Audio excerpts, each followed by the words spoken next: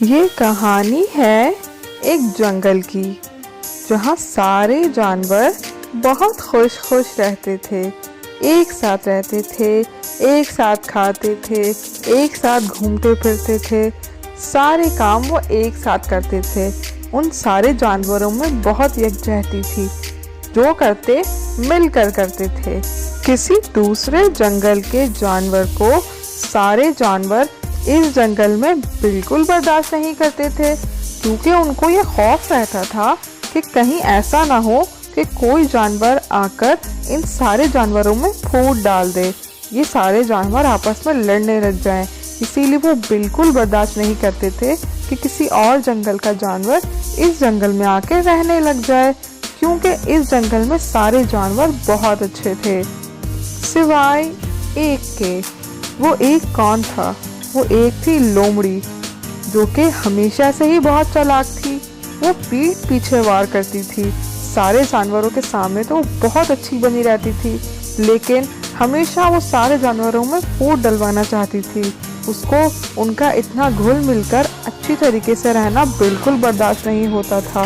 کبھی کسی کے لیے کچھ بولتی، کبھی کسی کے لیے کچھ بولتی، بس سب کو ایک دوسرے کے خلاف کرنا چاہتی تھی۔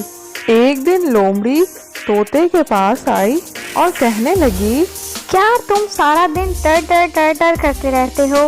ہم سارے جانوروں کے سر میں درد ہو جاتا ہے، ارے کبھی خاموش بھی ہو جایا کرو۔ طوطا لومڑی کی یہ بات سن کر کچھ کہتا اس سے پہلے ہی لومڑی بول پڑی، ارے پیارے مٹھو، پریشان نہ ہو، ایسا میں نہیں کہہ رہی، بھلا تمہارے بولتے رہنے سے میرے سر میں کیا درد ہوگا؟ ایسا تو میں نے کوئل کو بولتے ہوئے سنا ہے، کیونکہ سارے جانور اس کی آواز کو بہت پسند کرتے ہیں، لیکن تمہاری آواز کو شاید اتنا پسند نہیں کرتے۔ یہ کیا کہہ رہی ہو لومڑی تم؟ میں نے آج سے پہلے ایسی بات کبھی نہیں سنی، بلکہ سب تو مجھے پسند کرتے ہیں، مجھ سے بات کرنا پسند کرتے ہیں، بلکہ کہتے ہیں کہ میں ایک بہت اچھا دوست ہوں۔ لومڑی نے کہا، اچھا، منہ پہ کہتے ہوں گے بھائی، پیٹھ پیچھے تو میں نے کچھ ایسی ہی باتیں سنی ہیں، تو مجھے تمہارے لیے سن کے کچھ برا لگا تھا، اسی لیے میں نے سوچا کہ تمہیں بتا دوں۔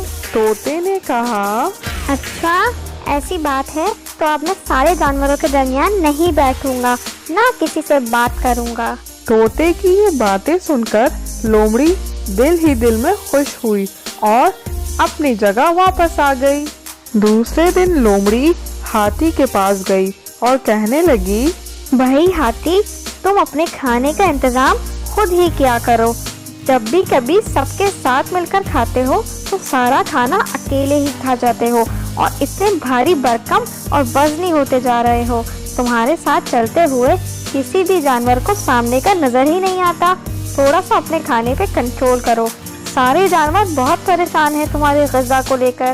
ہاتھی لومڑی کی باتیں سن کر کافی حیران ہوا اور کہنے لگا، اچھا ایسی بات ہے، پھر تو سارے جانور بہت احسان فراموش ہوتے جا رہے ہیں، کیونکہ میں نے پتہ نہیں کتنی بار سب کے لیے کھانا جمع کیا ہے اور سب کو بلا کر بہت پیار سے بٹھا کر کھلایا ہے، پھر بھی سب میرے بارے میں ایسا بولتے ہیں، تو بس آج سے میں کسی کے ساتھ نہیں جاؤں گا، خود اپنا کھانا جمع کروں گا اور خود کھاؤں گا اور کسی کو اپنے کھانے میں نہیں شریک کروں گا۔ اگر سب میرے لیے پیٹھ پیچھے یہ بولتے ہیں تو پھر مجھے کیا پڑی ہے دوسروں کو کھانا جمع کرنے کی، بھائی سب اپنا اپنا خود ہی کریں۔ لومڑی نے کہا، نہیں نہیں ہاتھی، تم اتنا ناراض مت ہو، ایسا تو مجھے چوٹیوں نے کہا تھا، وہ کہہ رہی تھی کہ ہاتھی اتنا کھا جاتا ہے کہ اس کو کچھ پتہ ہی نہیں چلتا، وہ ہماری کتنی ساری چوٹیوں کو مار ڈالتا ہے، اس کو بالکل نہیں دکھتا کہ ہم زمین پر ہیں، وہ کھا کھا کے اور بڑا ہوتا جا رہا ہے، باقی سارے جانوروں کا اس سے کوئی قصور نہیں ہے۔ ہاتھی نے کہا، نہیں، ابھی تم نے ہی تو کہا ہے کہ میں کھا کھا کے اتنا بڑا ہوتا جا رہا ہوں کہ میرے ساتھ چلتے ہوئے جانوروں کو سامنے کا نظر ہی نہیں آتا، تو اب میں بھلا کیوں کسی کے ساتھ جاؤں؟ سب اپنا اپنا شکار خود کریں، خود کھائیں اور خود مزے سے زندگی گزاریں، میں کیوں کسی کے بیچ میں آؤں؟ ہاتھی کو ناراض کر کے لومڑی بہت خوش تھی، وہ آہستہ آہستہ سارے جانوروں کے دل ایک دوسرے سے خراب کرتی جا رہی تھی، وہ اپنے مقصد میں کامیاب ہوتی جا رہی تھی، وہ شروع سے ہی جلتی تھی سب کا اتنا خوش رہنے سے، इसीलिए वो एक एक करके सब में फूट डलवा रही थी। दूसरे दिन बंदर के पास आई और कहने लगी, भाई बात सुनो बंदर, तुम्हारे इतना उछलने कूदने से ना सारे जानवर बहुत परेशान होते हैं। वो जब कभी सुकून से बात करना चाहते हैं बैठकर, तुम सुकून से बैठते ही नहीं हो। अब हमारे जंगल में बहुत सारे जानवर बूढ़े हो गए हैं, वो आराम पसंद हो गए हैं, पर तुम्हें तो बिल्कुल आराम ही करना नहीं आता। तुम्हारे उछल कूद की वजह से वो परेशान होते हैं। थोड़ा सा अपने आप को कंट्रोल करो और सुकून से रहना सीखो। बंदर थोड़ा होशियार था, वो लोमड़ी की चालाकियों को अच्छी तरीके से समझता था। उसने लोमड़ी से कहा, हाँ हाँ लोमड़ी, मुझे पता है कि तुम्हारा मेरे पास आने का क्या मकसद है। अरे भाई, जैसे हाथी के ज्यादा खाने से हम सब परेशान होते हैं और तोते की टर करने से हम सब बेजार होते हैं, ऐसे ही तो मेरे उछल कूद करने से सारे जानवर परेशान होते हैं। यही मकसद है ना तुम्हारा? किस किस को एक दूसरे के खिलाफ करोगी? मैं सब जानता हूँ तुम्हारी हरकतों के बारे में। तुम हाथी से जब बात कर रही थी ना, मैं वहीं कहीं मौजूद था, मैं सब समझ गया था। हाथी तो बेचारे मासूम होते हैं, वो तुम्हारी चालाकियों को नहीं समझ सकते। और तोते भी बहुत गुस्से के तेज होते हैं, इसीलिए वो भी नहीं समझ पाए। और दोनों ही अब ना किसी जानवरों में बैठते हैं, ना साथ खेलते हैं, ना साथ शिकार पे जाते हैं। तुम कामयाब हो गई, तुमने दोनों को सबके खिलाफ कर दिया। लेकिन यहाँ तुम्हारी दाल बिल्कुल नहीं गलेगी।